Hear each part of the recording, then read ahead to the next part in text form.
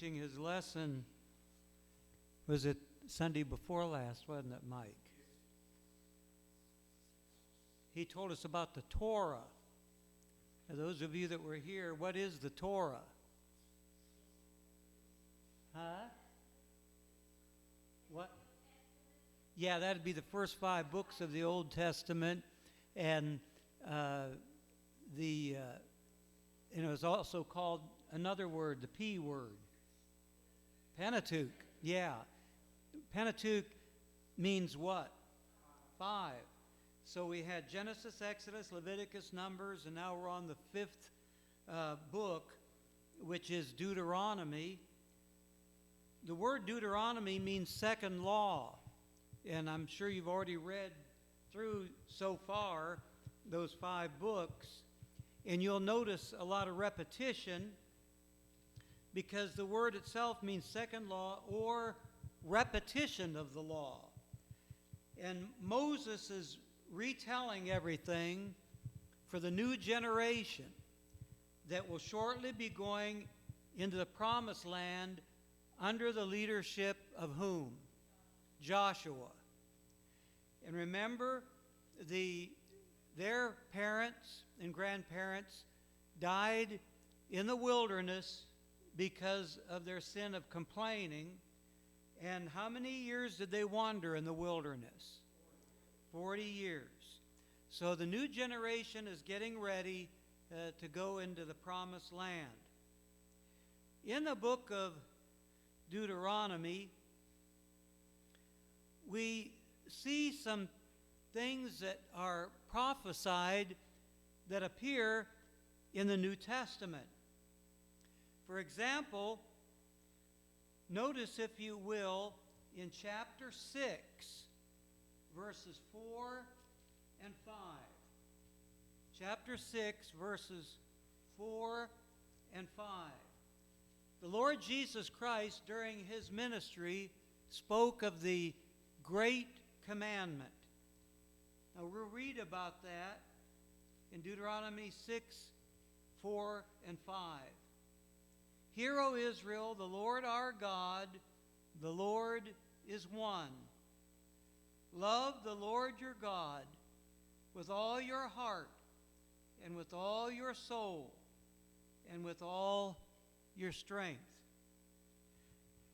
Words of Jesus Christ are also quoted from Deuteronomy chapter 6, verses 13 and 16, during the temptation when Satan came to him. He quoted from the book of Deuteronomy. Look at chapter 6, verses 13 and 16, then we'll go to chapter 8 and look at verse 3. Chapter 6, 13. Fear the Lord your God, serve him only, and take your oaths in his name. Drop down to verse 16 now. Do not put the Lord your God to the test, as you did at Massa. Now he's speaking to the Israelites here, but Jesus quotes that to Satan about putting the Lord to the test when he asks him to jump off the pinnacle there at the temple, and that he would give him everything on earth.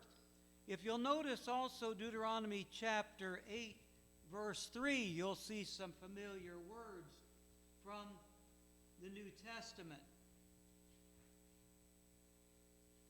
He humbled you, causing you to hunger and then feeding you with manna, which neither you nor your ancestors had known, to teach you that man... Now notice this. This is what Jesus said to Satan. Man does not live on bread alone, but on every word that comes from the mouth of the Lord. We also notice, if you want to turn to chapter 18, that Moses prophesies about Jesus. Moses is going to tell them another prophet will come. And we know that he's referring to Jesus, because in a moment we'll look at Acts chapter 3 and see the fulfillment of that in one of the sermons that's preached about Jesus.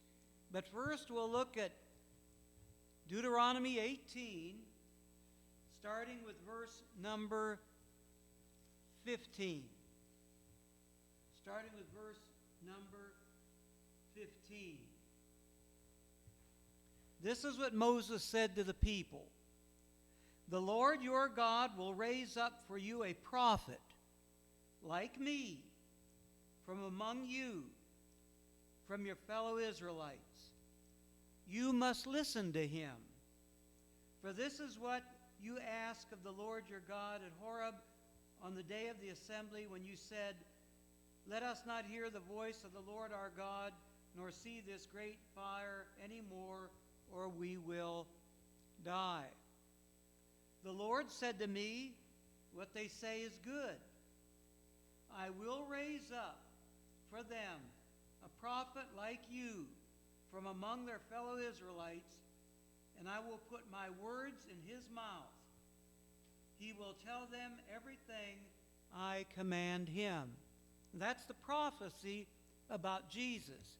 Now turn to the New Testament in the book of Acts, chapter 3. And we'll see how the preacher says that this was fulfilled. Acts chapter 3, starting with verse number 22.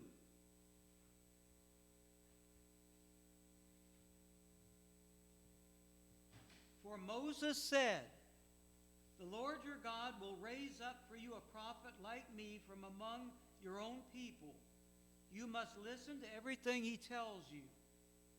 Anyone who does not listen to him will be completely cut off from their people. Indeed, verse 24, beginning with Samuel, all the prophets who have spoken have foretold these days. So you see, that's one reason that the Apostle Paul used the Old Testament scriptures, and especially the prophets, to convince the Jewish people that Jesus is the Messiah they were waiting for. Matthew, whose gospel quotes more from the Old Testament than any other gospel writer, has a lot of prophecy about Jesus, because Matthew's audience is mostly Jewish Christians. Mark's audience in the Gospel of Mark, on the other hand, are mostly Gentiles, Roman citizens in particular. So Mark says very little about prophecy. There's some references, but not much, because they have no background in that. And of course, Peter was a Jew, and he knew the scriptures well, and we see him making references to the Old Testament in his two books of 1st and 2nd Peter. Now, we see here then a repeat of many of the things that we already had read. And it does sound very repetitious, but he's now teaching the new generation. He's going to tell them that they need to follow Joshua, pay attention to him, do what he says, and they do. The new generation, when they get over into the promised land, are very good at obeying God at first and listening to Joshua. And he's also giving them warnings about the horrific things that could happen to them if they do not obey God in their new homeland. In chapter 28 of Deuteronomy, if you want to turn to that, he tells them about blessings and cursings. Of course, blessings will come if they do what God says. Cursings will come if they don't do what God says. The first part of this chapter, 28 of Deuteronomy, verses 1 through 14, is about all the blessings. Blessings in the city, blessings in the country. You'll be blessed with children. You'll be blessed with crops. You'll be blessed with livestock. You'll have plenty of bread. Your barns will be full. Your enemies will be defeated. Everything you put your hand to will prosper, almost like the Midas touch. The people on earth will fear you. You'll have prosperity. You'll have rain. The work of your hands will be blessed. You're going to now think about this compared to our country. You are going to lend money to many nations, but you will borrow from none. One of the things about a powerful nation is that they have money to lend to other nations, but notice how much we borrowed from many countries in the world, especially China. He said, God will make you the head and not the tail. And so these are all blessings that will come to them. And the best way, I just sort of shortened it there, but we'll go ahead and read about it. That's more important than just hearing what I had to say, but I'm giving you a rundown of it. So let's look, starting with verse 3 of 28. You will be blessed in the city and blessed in the country. The fruit of your womb will be blessed, and the crops of your land, and the young of your livestock, the calves of your herds, and the lambs of your flocks. Your basket and your kneading trough will be blessed. That means you're going to have plenty of bread. You will be blessed when you come in and blessed when you go out. Betty's sister Debbie made us a beautiful hanging, actually it's a window, an antique window. And these words are engraved on it that I just read to you, that you'll be blessed when you come in and blessed when you go out. The Lord will grant that the enemies who rise up against you will be defeated before you. They will come at you from one direction, but flee from you in seven. The Lord will send a blessing on your barns and on everything you put your hand to. The Lord your God will bless you in the land he is giving you. The Lord will establish you as his holy people. Now, these are people that are set apart. That's what holiness means. They're going to be different than any nation on the earth because they are the only nation that God works with individually and gives them his laws and protects them and does for them, as he promised you on an oath. Now remember, this is conditional. If you keep the commands of the Lord your God and walk in obedience to him, then all the peoples on earth will see that you are called by the name of the Lord, and they will fear you. We're God's people today. Who fears America today? Not many. The Lord will grant you abundant prosperity in the fruit of your womb, the young of your livestock, and the crops of your ground. In the land he swore to your ancestors to give you. The Lord will open the heavens, the storehouse of his bounty, to send rain on your land in season and to bless all the work of your hands. You will lend to many nations, but will borrow from none. The Lord will make you the head, not the tail. If you pay attention to the commands of the Lord your God that I give you this day and carefully follow them, you will always be at the top, never at the bottom. Do not turn aside from any of the commands I give you today, to the right or to the left, following other gods and serving them. So, we see that any nation, as other scriptures tell us, any nation that believes in God and obeys God will be blessed. Any nation that does not and disobeys God will be cursed. The latter part of this chapter, to me, is the most terrifying chapter of the Pentateuch, of the first 5 books of the Bible. When I had the last sermon at the church at Crooked Creek about 8 years ago, it was the last night. And as I was going out the door, the minister there, who was getting ready to leave the church and resign, he said, "Give us your best sermon," and maybe even said it to the group as when we were leaving. He says, "Give us your best sermon." And I thought about that, and I thought, well, what I'm going to do is, and I got up the next night and I told him, I said, "No, the preacher said for me to give you the best sermon." I said, "This is not my best one probably, but this is the one that's burdensome to me. This is one that's on my heart a lot because of what can happen to God's people when they do not obey Him." And so this particular chapter is very sickening. It's very frightening, and yet it's sort of like the preaching on hell.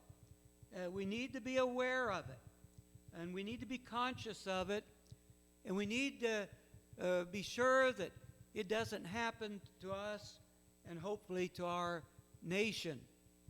But notice here what he says about curses that will come upon people that disobey God, starting with verse 15. "However, if you do not obey the Lord your God and do not carefully follow all His commands and decrees I'm giving you today, all these curses will come upon you and overtake you. You will be cursed in the city and cursed in the country." Remember, he said in the verses prior, you'll be blessed in the city and country. "Your basket and your kneading trough will be cursed. The fruit of your womb will be cursed. The crops of your land and the calves of your herds and the lambs of your flocks. You'll be cursed when you come in and cursed when you go out." I'm glad I don't have to put that particular scripture on my wall.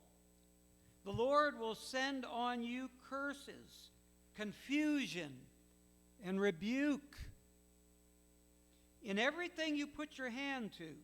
Remember, on the blessings, he said, whatever you do will prosper.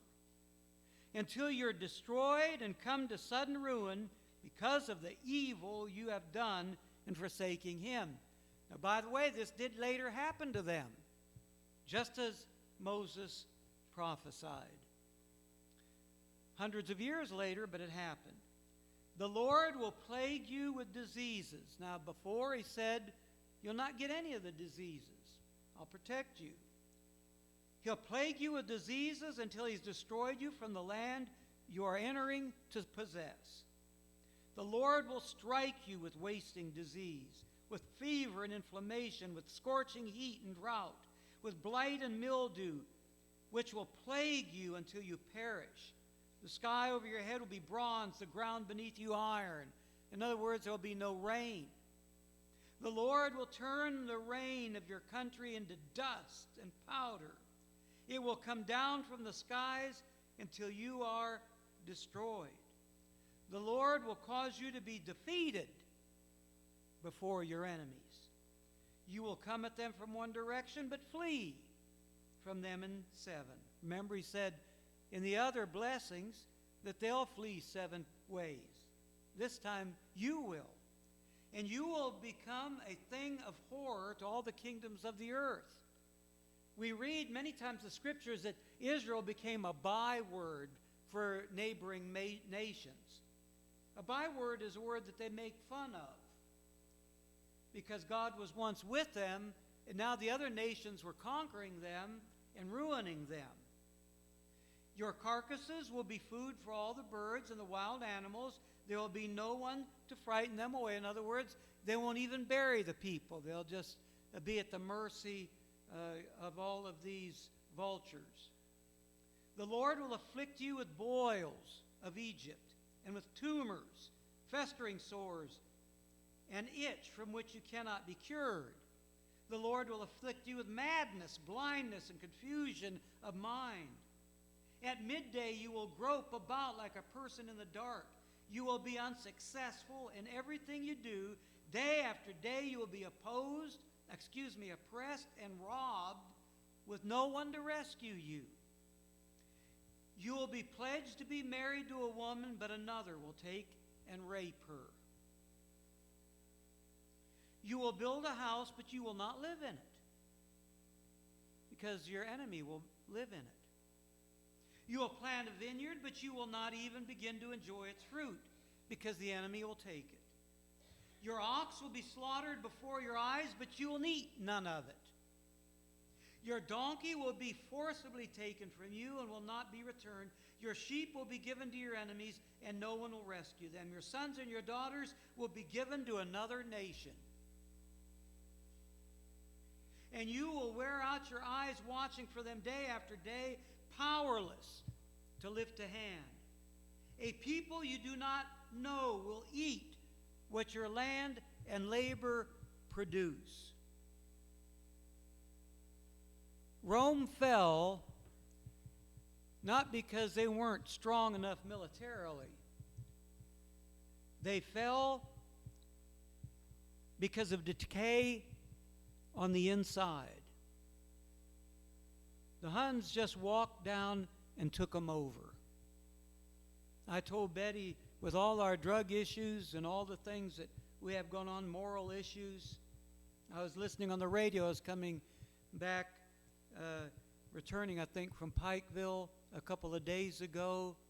On the news, it said that 17 million Americans are hooked on what is called recreational drugs. That's not counting the people that are addicted. That's the people who take it like others take alcohol. Now, recreational drugs are more prominent than alcoholism. So he's saying here, they'll just come in and take over. So, a people you do not know will eat what your land and labor produce, and you will have nothing but cruel oppression all your days. The sights you will see will drive you mad. The Lord will afflict your knees and legs with painful boils that cannot be cured, spreading from the soles of your feet to the top of your head. The Lord will drive you and the king you set over you to a nation unknown to you. That would be Assyria for the northern kingdom of Israel, and Babylon for the southern kingdom of Judah. Unknown to you are your ancestors. There you will worship other gods, gods of wood and stone. You will become a thing of horror, a byword and an object of ridicule among all the peoples where the Lord will drive you out.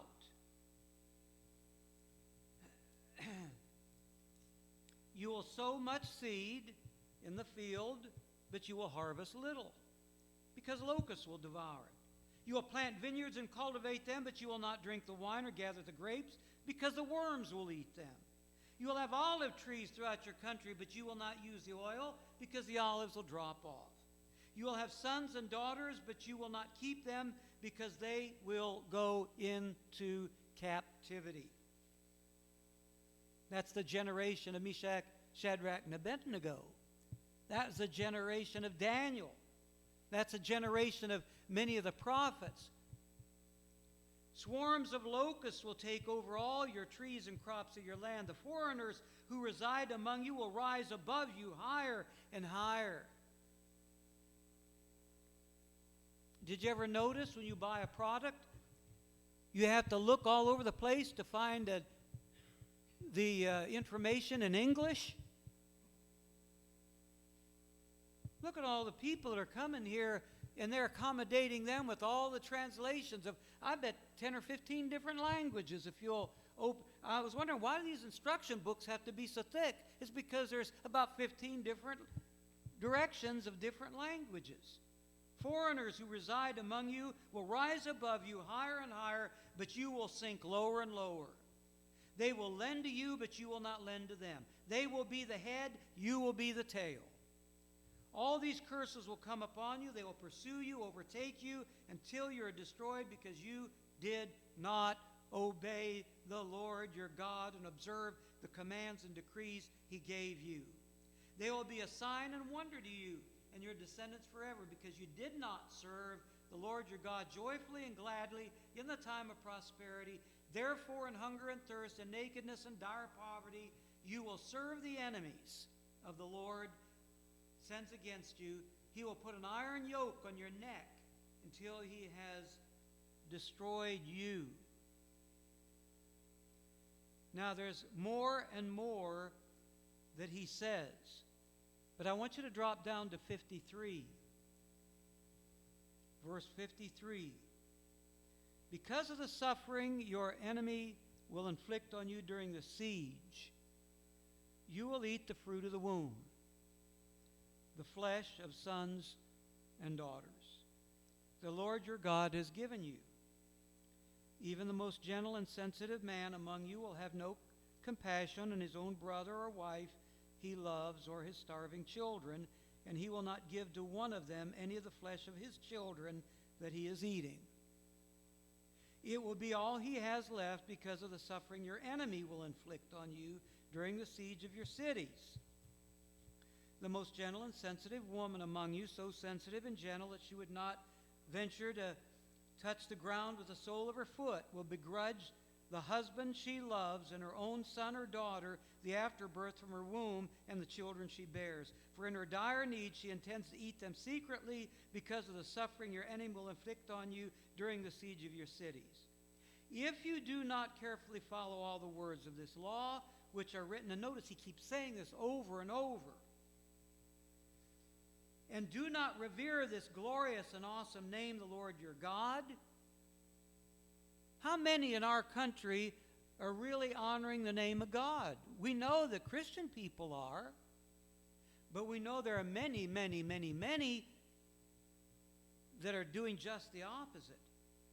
The Lord will send fearful plagues on you and your descendants, harsh and prolonged disasters, severe and lingering illnesses. Liberals are always telling us, you crazy people that don't have any sense. We're trying to tell you about the changing of the environment. We're trying to tell you about the atmosphere and how you're contributing to it and causing it. I don't believe we're causing it. I believe God is causing it.